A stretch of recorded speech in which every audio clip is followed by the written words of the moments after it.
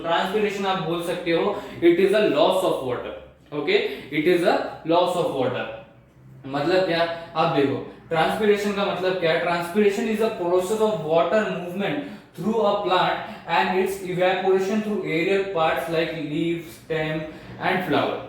अब यहां से इवेपोरेशन हो रहा है, उसके परसेंटेज क्या आते हैं ये भी हम देखेंगे कि कितना परसेंटेज कौन से पार्ट से इवेपोरेट हो रहा है। ओके, सो देखो ये बात समझ में आया आपको। ट्रांसपिरेशन एक तरीके से आप शॉर्टकट मेथड से बोलोगे तो उसको बोला जा सकता है कि loss of water. Okay, but अब यहाँ पर ट्रांसपिरेशन के दो एस्पेक्ट्स निकलते हैं। एक तो वाटर मूवमेंट जो प्लांट में हो रहा है उसको हम ट्रांसपिरेशन बोल सकते हैं। Okay, so this is not an actual transpiration. Actual transpiration क्या है, that is loss of water, मतलब इवेपोरेट हो रहा है वाटर। ओके, सो वो हम देखेंगे कि कैसे बढ़ने वाले हैं हम आगे। सो ये जो है ना, यहां से जो है, यहां पर देखो, यहां से लेकर यहां तक, ये जो है आप इसको बोल सकते हो एक्चुअल ट्रांसपिरेशन। ओके, तो यहाँ पर ट्रांसपिरेशन के दो एस्पेक्ट्स निकलते हैं, दैट इज एक तो वो एस्पेक्ट जहां पर बताया गया है कि ट्रांसपिरेशन एक ऐसा प्रोसेस है जहां पर वाटर की मूवमेंट होती है प्लांट में। ओके, एक तरीके से ये भी वैलिड है। और दूसरा एक और एस्पेक्ट बताया गया है ट्रांसपिरेशन का, which we can call it as actual transpiration, वो है इवेपोरेशन, मतलब जो वाटर है उसका evaporation through the aerial parts. अब एरियल पार्ट्स कौन से, एरियल पार्ट्स किसको बोलते हैं, जो खुले हैं एक तरीके से, मतलब इंटरनली नहीं एक्सटर्नली बोल रहे हैं यहाँ पर, राइट।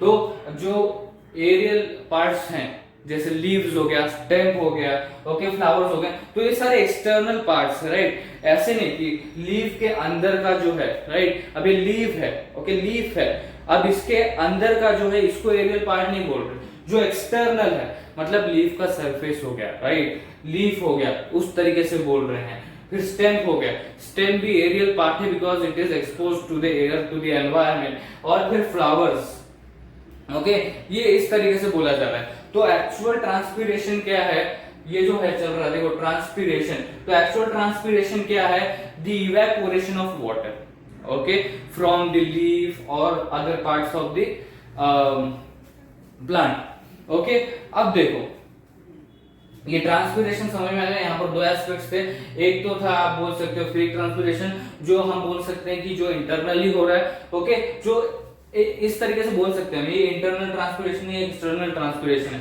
ओके, बिकॉज इसमें इवेपोरेट हो रहा है वाटर एक तरीके से।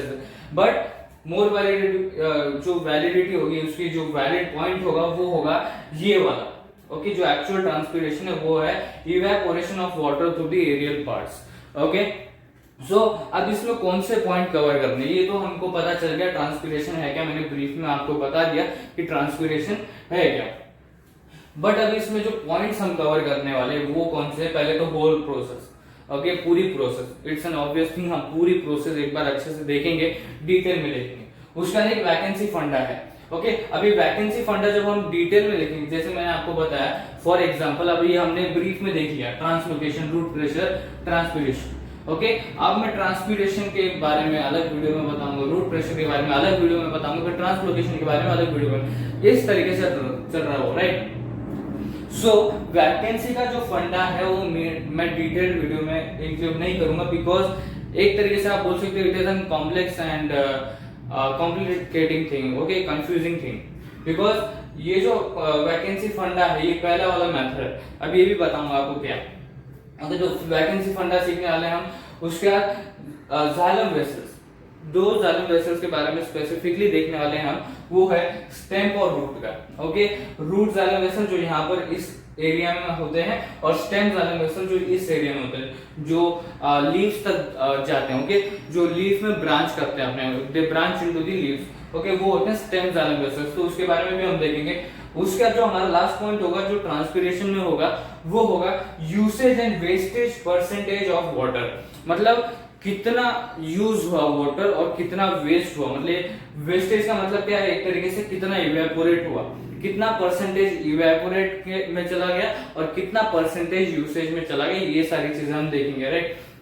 तो अब इसको, ये जो सारे पॉइंट है, इसमें जो पहला पॉइंट है वैकेंसी फंडा, तो अभी डायग्राम के थ्रू समझा ही दूंगा, और वो आता है पहले मेथड में। अब ये जो होल प्रोसेस बताया ना कि होल प्रोसेस मतलब क्या, जितनी भी प्रोसेस है ओके, अब उसको समझाने के या समझने के दो तरीके हैं, एक तो अपवर्ड टू डाउनवर्ड मेथड और उसका रिवर्स मेथड। मतलब क्या, डाउनवर्ड टू अपवर्ड मेथड। अब जो डाउनवर्ड टू अपवर्ड मेथड है वो एक्चुअल मेथड है एक्सप्लेन करने का या समझने का। ओके, सो ये एक्चुअल मेथड है और वो कॉम्प्लिकेटिंग भी नहीं है, कंफ्यूजिंग भी नहीं है। एक तरीके से ये कंफ्यूजिंग हो सकता है, राइट, बिकॉज इसमें वैकेंसी फंडा एक तरीके से बोल सकते हो इंक्लूड हुआ, राइट। तो मेरे टाइम पे भी ऐसे हुआ था, ये वैकेंसी फंड आया था, फिर उसमें नहीं समझ में आया, फिर रिवर्स मेथड में मैंने उसको समझा, राइट।